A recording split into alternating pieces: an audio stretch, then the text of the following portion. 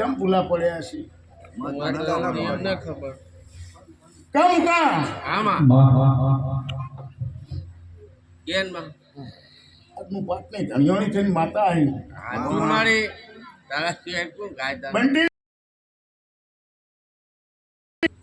હવના પાટના કદાચ રૂપિયાના તોલ થતા હશે કેટલા લેશો ભુવા મારી થઈ ગઈ જો થઈ ગઈ તો થઈ ગઈ હે બંટી જીરો પાટ લખવા તો